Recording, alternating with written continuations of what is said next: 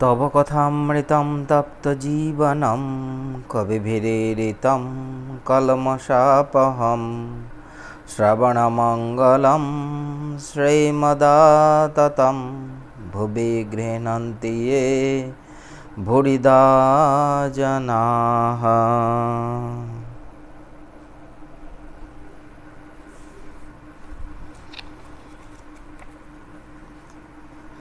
তোমার কথামৃত তাপদগ্ধ জনগণের জীবনস্বরূপ মণিগণ কর্তৃক কীর্তিত পাপসমূহের বিনাশক, শ্রবণ মাত্রই মঙ্গলপ্রদ ও সকল সম্পদের আকর।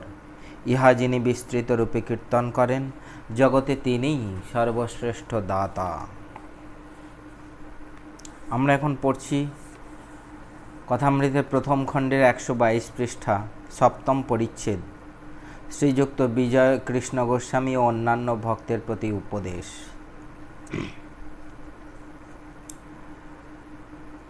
আগের দিন আমরা পড়েছি সপ্তম পরিচ্ছেদের প্রথম থেকে ভক্তিযোগ, যোগধর্ম, জ্ঞানযোগ বড় কঠিন, দাস আমি, ভক্তের আমি, বালকের আমি। বিজয়কৃষ্ণ গোস্বামী ঠাকুরের প্রতি জিজ্ঞেস করছেন, মহাশয় আপনি বজ্জাতামি ত্যাগ করতে বলেছেন, দাসামিতে দোষ নাই, বজ্জাতামি কোনটা? না, জ্ঞানযোগের মধ্যে দিয়ে আমরা যখন যাচ্ছি তখন এটা নয় এটা নয় এটা নয় করে করে করে করে ঠাকুর বলছেন যে পেঁয়াজের খোসা ছাড়াতে ছাড়াতে ছাড়াতে ছাড়াতে এক সময় দেখা যায় কিছুই নাই। যে জ্ঞানযোগের মধ্যে দিয়ে যেতে গেলে যেভাবে যেতে হয় সেইটা হচ্ছে নিজের আমিটাকে মুছে ফেলতে হবে, নিজের আমিকে মুছে ফেলতে হবে, তবে জ্ঞানযোগী জ্ঞান লাভ করতে পারবে। এই যে বেদের সপ্তভূমির কথা ঠাকুর এর আগে বলেছেন, তো সপ্তম ভূমিতে মন যখন যায় তখন অহং আর থাকে না, সমাধি হয়। বলছেন সমুদ্রের কালাপানিতে জাহাজ গেলে জাহাজের খবর আর পাওয়া যায় না, সমুদ্রের খবরও জাহাজের কাছে পাওয়া যায় না। নুনের ছবি সমুদ্র মাপতে গিয়েছিল, অমনি যাই নেমেছে অমনি গলে গেছে। সমুদ্র কত গভীর কে খবর দিবে, এরকম ঠাকুর বলে যাচ্ছেন। বলছেন যে আমিতে সংসারী করে, কামিনী কাঞ্চনে আসক্ত করে, সেই আমি খারাপ। জীব ও আত্মার প্রভেদ হয়েছে আমি মাঝখানে আছে বলে। এবার বজ্জাত আমি কে? না, যে আমি বলে আমায় জানে না, আমার এত টাকা, আমার চেয়ে কে বড়লোক আছে। বজ্জাত আমি বলে জানে না আমার 10 টাকা নিয়েছে, এত বড় আস্পর্ধা। যদি অহং না গেলে সংসারে আসক্তি, বিজয়কৃষ্ণ গোস্বামী তখন আবার জিজ্ঞেস করছেন যে যদি অহং না গেলে সংসারে আসক্তি যাবে না, সমাধি হবে না, তাহলে ব্রহ্মজ্ঞানের পথ অবলম্বন করাই ভালো, যাতে সমাধি হয়। ভক্তিযোগে যদি অহং থাকে তাহলে জ্ঞানযোগী ভালো, কিন্তু তখন আবার ঠাকুর বলছেন জ্ঞানযোগ ভারী কঠিন, দেহাত্মবুদ্ধি না গেলে জ্ঞানযোগ হয় না। বলছে কলিযুগে অন্নগত প্রাণ, দেহাত্মবুদ্ধি অহং বুদ্ধি যায় না, কলিযুগের পক্ষে ভক্তিযোগ। বলছে দাস আমি, অর্থাৎ আমি ঈশ্বরের দাস, আমি তাঁর ভক্ত, এই অভিমান, এতে কোনো দোষ নাই। বিজয়কৃষ্ণ গোস্বামী তখন বলেছেন যে বজ্জাত আমি যদি খারাপ, তাহলে দাস আমিতে দোষ নাই। বজ্জাত আমি মানে বজ্জাত আমি ত্যাগ করতে হবে বলছেন, এতে দোষ নাই, এতে ঈশ্বর লাভ হয়। তখন বলছেন দাস আমিতে কাম ক্রোধাদি কীরূপ? না, বলছেন যে কাম ক্রোধের কেবল আকার মাত্র থাকে। যদি ঈশ্বর লাভের পর দাস আমি বা ভক্তের আমি থাকে, সে ব্যক্তি কারো অনিষ্ট করতে পারে না। পরশমণি ছোঁয়ার পর তরবার সোনা হয়ে যায়, তরবারের আকার থাকে কিন্তু কারো হিংসা করে না। নারকেল গাছের বেল্লর উপমা দিচ্ছেন ঠাকুর, যে বেল্ল পড়ে গেলেও শুধু দাগ মাত্র থাকে, মানে ওই কাম ক্রোধাদির দাগ মাত্র থাকে। তারপর বাচ্চা ছেলের বলছেন বালকের অবস্থা, সত্য রজ তম গুণ 3 গুণের কোনো 8 নাই। বালকের কোনো জিনিসের উপর টান করতেও যতক্ষণ, তাকে ছাড়তেও ততক্ষণ। বালকের ইনি বড় উনি ছোট এই বোধ নাই। ওই অবস্থার কথা বলছেন ঠাকুর। বালকের ঘৃণা নাই, সূচি অসুচি বোধ নাই। আবার বলছেন কেউ কেউ সমাধির পরেও ভক্তের আমি দাস আমি নিয়ে থাকে। আমি দাস, তুমি প্রভু, আমি ভক্ত, তুমি ভগবান, এই ভাব নিয়ে থাকে। তার মানে ভক্তি নিয়েই থাকে, জ্ঞান নিয়ে থাকে না। জ্ঞান মানে আমি সেই এই বুদ্ধিতে থাকলে তো সে আর তার আমি আর সে এই জিনিসটা থাকবে না। আমি সেই মানে তিনিই হয়ে যাচ্ছেন। তখন তার বোধ হয়ে যাচ্ছে, তখন তিনি আর এই দুই ভাব থাকছে না, একই হয়ে যায়। তখন কে বলবে আমি আর তিনি? সেই জন্যই বলছেন ভক্ত আস্বাদন করতে চায়। ভক্ত ভগবানকে প্রভু বলে আমি তার দাস বলতে চাই। সেই জন্যেই সেই অভিমান রাখতে চায়, আমি দাস তুমি প্রভু, আমি ছেলে তুমি মা, এই অভিমান রাখতে চায়। বিজয় তখন জিজ্ঞেস করেন যারা বেদান্ত বিচার করে তারাও তো তাকে পান। ঠাকুর বলছেন সপ্তভূমিতে বিচার পথেও তাকে পাওয়া যায়, একেই জ্ঞানযোগ বলে। বিচারের পথ বড় কঠিন। তোমায় তো সপ্তভূমির কথা বলেছি। সপ্তভূমির মধ্যে মন পৌঁছিলে সমাধি হয়। ব্রহ্মসত্য জগৎ মিথ্যা এই বোধ হলে মনের লয় হয়। আবার বলছেন জীবের অন্নগত প্রাণ ব্রহ্মসত্য জগৎ মিথ্যা কেমন করে বোধ হবে? সে বোধ দেহ বুদ্ধি না গেলে হয় না। আমি দেহ নই, মন নই, চতুর্বিংশতি তত্ত্ব নই, আমি সুখ দুঃখের অতীত, আমার আবার রোগ শোক জরা মৃত্যু কই? এই বোধ কিন্তু কলিতে হওয়া কঠিন।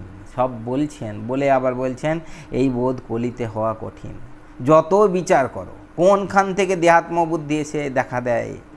অসত্য গাছ এই কেটে দাও, মনে করলে মূল শুদ্ধ উঠে গেল, কিন্তু পরের দিন সকালে দেখো গাছের একটি ফেঁকড়ি দেখা দিয়েছে। দেহাভিমান যায় না। বলছেন আমি চিনি হতে চাই না, চিনি খেতে ভালোবাসি।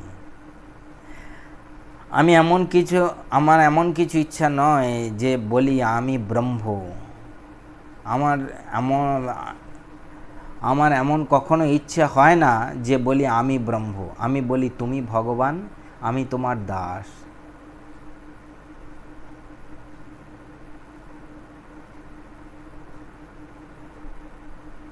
বলছেন আমি তার নাম গুণগান করব, এই আমার সাধ।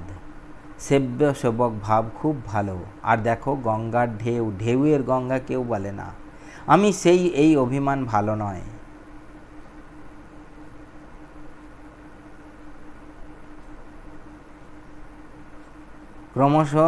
ক্রমে অধঃপতন এগুতে পারে না। এই দেহাত্ম বুদ্ধি থাকতে যে অভিমান করে তার বিশেষ হানি হয়, এগুতে পারে না। ক্রমে অধঃপতন হয়, পরকে ঠকায় আবার নিজেকে ঠকায়, নিজের অবস্থা বুঝতে পারে না। এটা কি সাংঘাতিক কথা বলেছেন ঠাকুর। যে অনেকে চেষ্টা করে কিন্তু পারে না। তারপরে আবার বলছেন ভক্তির এত গুণগান করলেন, কিন্তু আবার বলছেন ভক্তি অমনি করলে ঈশ্বরকে পাওয়া যায় না। প্রেমা ভক্তি না হলে ঈশ্বরকে পাওয়া যায় না। প্রেমা ভক্তির আরেকটি নাম রাগা ভক্তি। অনুরাগ না হলে ভগবানকে পাওয়া যায় না। ঈশ্বরের উপর ভালোবাসা না এলে তাকে লাভ করা যায় না। বৈধি ভক্তি, এত জপ করতে হবে, এত উপবাস করতে হবে, তীর্থে যেতে হবে, উপাচার পূজা, এসব অনেক করতে করতে ক্রমে রাগ ভক্তি আসে। রাগ ভক্তি যতক্ষণ না হবে ততক্ষণ ঈশ্বর লাভ হবে না। তার মানে আমরা সহজ করে বলতে পারি যে এই যে এত জপ করতে হবে, এত তীর্থে যেতে হবে, উপোস করতে হবে, এই উপাচারে পুজো করতে হবে, এইগুলো সবই কিন্তু দরকার। কার না? ভক্তের পক্ষে, জ্ঞানীর পক্ষে নয়। এবার ভক্তের পক্ষে এগুলো দরকার কেন না? ওই রাগ ভক্তি আসবে বলে, তার প্রতি অনুরাগ আসবে বলে, তার প্রতি ভালোবাসা আসবে বলে। মূল কথা কিন্তু তার প্রতি ভালোবাসা। যখন বলছে আমি আমি ঠাকুরকে আমি ঠাকুরের খুব স্মরণ করি, কিন্তু কিন্তু এটা মাথায় রাখতে হবে, আমি ঠাকুরকে ভালোবাসি কি, আমি মাকে ভালোবাসি কি, নাকি শুধুই বাইরের যে হ্যাঁ ঠাকুরের এত জপ করছি, এত ধ্যান করছি, এই মন্দিরে যাচ্ছি, আজ জয়রামবাটি যাচ্ছি, কালকে কামারপুকুর যাচ্ছি, কিন্তু আমরা ঠাকুরকে ভালোবাসছি কি, নাকি ঘুরতে ভালোবাসছি, নাকি অপরকে জানাতে ভালোবাসছি যে আমি এইখানে গিয়েছিলাম, ওখানে গিয়েছিলাম, ওখানে রাত কাটানো খুব সুন্দর লাগলো, তা নয়। আসল কথাটা হচ্ছে আমি ঠাকুরকে বা মাকে বা স্বামীজিকে ভালোবাসি কি না,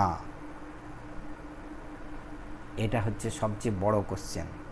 তো আজকে আমরা এখান থেকে শুরু করি। কিন্তু কারো কারো রাগ ভক্তি আপনা আপনি হয়, স্বতঃসিদ্ধ, ছেলেবেলা থেকেই আছে, ছেলেবেলা থেকে ঈশ্বরের জন্য কাঁদে, যেমন প্রহ্লাদ। বিধিবাদীয় ভক্তি, যেমন হাওয়া পাবে বলে পাখা করা, হাওয়ার জন্যে পাখার দরকার হয়। ঈশ্বরের উপর ভালোবাসা আসবে বলে জপ তপ উপবাস, কিন্তু যদি দক্ষিণা হাওয়া আপনি বয় দেয়। ঈশ্বরের উপর অনুরাগ প্রেম আপনি এলে জপাদি কর্ম ত্যাগ হয়ে যায়। হরিপ্রেমে মাতোয়ারা হলে বৈধি কর্ম কে করবে?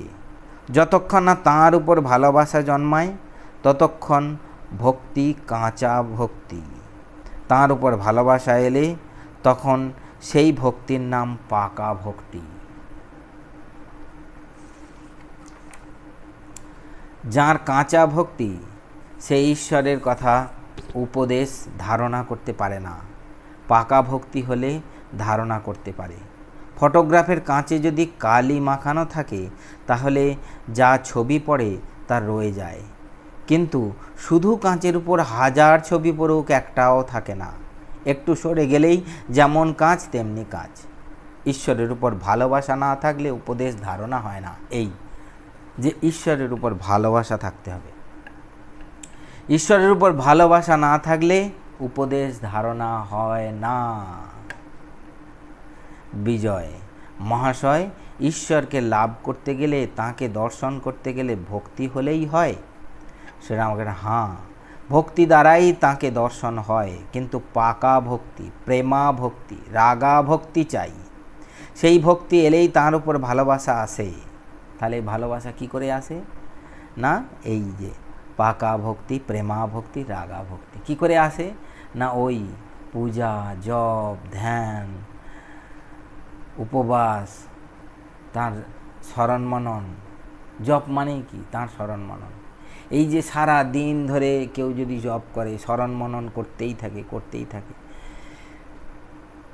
তখন তার উপরে ভালোবাসা জন্মায়।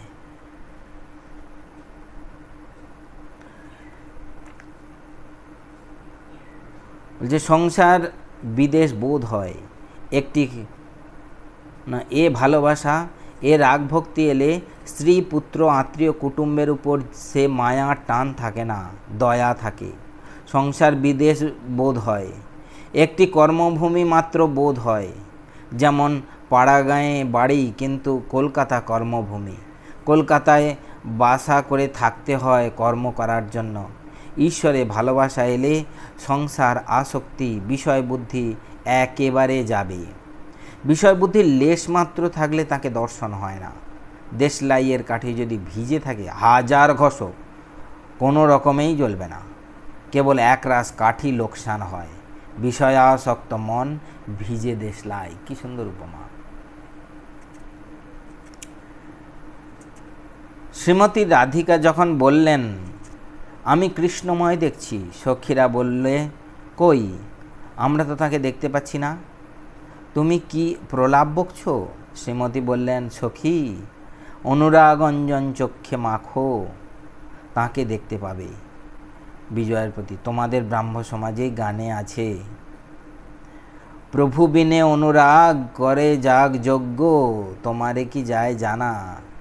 এই অনুরাগ, এই প্রেম, এই পাকা ভক্তি, এই ভালোবাসা যদি একবার হয় তাহলে সাকার নিরাকার দুই সাক্ষাৎকার হয়। ভালোবাসা হতে হবে। ঈশ্বর দর্শন তাঁর কৃপা না হলে হয় না। বলছেন বিজয়, ঈশ্বর দর্শন কেমন করে হয়? শ্রীরামকৃষ্ণ, চিত্তশুদ্ধি না হলে হয় না। কামিনী কাঞ্চনে মন মলিন হয়ে আছে, মনে ময়লা পড়ে আছে। ছুঁচ কাদা দিয়ে ঢাকা থাকলে আর চুম্বক টানে না, মাটি কাদা ধুয়ে ফেললে তখন চুম্বক টানে। মনের ময়লা তেমনি চোখের জলে ধুয়ে ফেলা যায়। হে ঈশ্বর, আর এমন কাজ করব না বলে যদি কেউ অনুতাপে কাঁদে, তাহলে ময়লাটা ধুয়ে যায়। তখন ঈশ্বররূপ চুম্বক পাথর মনরূপ ছুঁচকে টেনে নেয়। তখন সমাধি হয়, ঈশ্বর দর্শন হয়। তাহলে কি না, মনের ময়লা পরিষ্কার করতে হবে, কি না তাকে ডাকতে হবে, তাকে ভালোবাসতে হবে, তাকে পাচ্ছি না বলে কাঁদতে হবে। কিন্তু হাজার চেষ্টা করো, তাঁর কৃপা না হলে কিছু হয় না। তাঁর কৃপা না হলে তাঁর দর্শন হয় না। কৃপা কি সহজে হয়?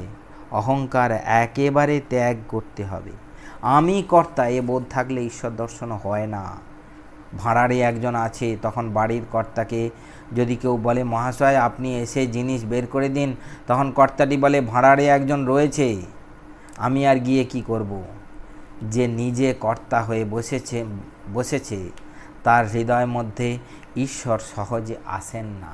এই ভাড়ারের জিনিসটা গ্রামেগঞ্জে উৎসব বাড়িতে এটা বুঝতে পারবে লোকে। আমি জানি না শহরে এই জিনিসটা এখন ক্যাটারারের ব্যবস্থা অন্য কাউকে দিয়ে দিল, কিন্তু এই গ্রামেগঞ্জে আগে ছিল ভাড়ারি, মানে বাড়ির কর্তা যিনি, তিনি একজনকে ভাড়ারে বসিয়ে রাখতেন, আর যা কিছু হচ্ছে ওকে জিজ্ঞেস করো, আমি জানি না। কৃপা হলেই দর্শন হয়। তিনি জ্ঞান সূর্য, তাঁর একটি কিরণে এই জগতে জ্ঞানের আলো পড়েছে, তবেই আমরা পরস্পরকে জানতে পারছি আর জগতে কত রকম বিদ্যা উপার্জন করছি। তাঁর আলো যদি একবার তিনি নিজে তাঁর মুখের সামনে ধরেন, তাহলে দর্শন লাভ হয়। সার্জেন্ট সাহেব রাত্রে আঁধারে লণ্ঠন হাতে করে বেড়ায়, তার মুখ কেউ দেখতে পায় না, কিন্তু ওই আলোতে সে সকলের মুখ দেখতে পায় আর সকলে পরস্পরের মুখ দেখতে পায়। যদি কেউ সার্জেন্টকে দেখতে চায়, তাহলে তাকে প্রার্থনা করে বলতে হয়, সাহেব কৃপা করে একবার আলোটি নিজের মুখের উপর ফিরাও, তোমাকে একবার দেখি। ঈশ্বরকে প্রার্থনা করতে হয়, ঠাকুর কৃপা করে জ্ঞানের আলো তোমার নিজের উপর একবার ধরো, আমি তোমায় দর্শন করি। এই প্রথমে বললেন ভালোবাসা, তারপরে বললেন ভালোবাসার পরে প্রার্থনা। এই যে ভালোবেসে প্রার্থনা প্রার্থনা প্রার্থনা প্রার্থনা করতে হয়। ঘরে যদি আলো না জ্বলে, সেটি দারিদ্র্যের চিহ্ন। হৃদয়ের মধ্যে জ্ঞানের আলো জ্বালতে হয়। জ্ঞানদীপ জেলে ঘরে ব্রহ্মময়ীর মুখ দেখো না। বিজয় সঙ্গে ওষুধ আনিয়াছেন, ঠাকুরের সম্মুখে সেবন করিবেন। ঔষধ জল দিয়া খাইতে হয়, ঠাকুর জল আনাইয়া দিলেন। ঠাকুর অহেতুক কৃপা সিন্ধু। বিজয় গাড়ি ভাড়া নৌকা ভাড়া দিয়ে আসিতে পারেন না, ঠাকুর মাঝে মাঝে লোক পাঠাইয়া দেন, আসতে বলেন। আর এবার বলরামকে পাঠাইয়াছিলেন, বলরাম ভাড়া দিবেন। বলরামের সঙ্গে বিজয় আসিয়াছেন। সন্ধ্যার সময় বিজয়, নবকুমার ও বিজয়ের অন্যান্য সঙ্গীগণ বলরামের নৌকাতে আবার উঠিলেন। বলরাম তাহাদিগকে বাগবাজারের ঘাটে পৌঁছাইয়া দিবেন। মাস্টারও সেই নৌকায় উঠিলেন। নৌকা বাগবাজারের অন্নপূর্ণার ঘাটে আসিয়া পৌঁছিল। তখন বলরামের বাগবাজারের বাড়ির কাছে তাহারা পৌঁছিলেন। যখন বলরামের বাগবাজারের বাড়ির কাছে তাহারা পৌঁছিলেন, তখন জ্যোৎস্নায় একটু উঠিয়াছে। আজ শুক্লপক্ষের চতুর্থী তিথি, শীতকাল, অল্প শীত করছে। ঠাকুর শ্রীরামকৃষ্ণের অমৃতোপম উপদেশ স্মরণ করিতে করিতে ও তাহার আনন্দমূর্তি হৃদয়ে ধারণ করিয়া বিজয়, বলরাম, মাস্টার প্রভৃতি গৃহে প্রত্যাবর্তন করিলেন। কি বড় আধার, কত ভালো ভালো সুন্দর সুন্দর কথা ঠাকুর বললেন, যে এই রকম আধার না পেলে এত সুন্দর কথা ঠাকুরের বেরোতো না। কে বুঝবে এত সুন্দর কথা? ঠাকুর পাতার পর পাতা এই জ্ঞান আর ভক্তি পুরো একদম চুল চেরা বিচার করে গেলেন। বিজয়কৃষ্ণ গোস্বামীর কাছে। আজ এই পর্যন্ত। ওম শান্তি শান্তি শান্তি হরি ওম তৎসৎ। শ্রীরামকৃষ্ণার্পণমস্তু।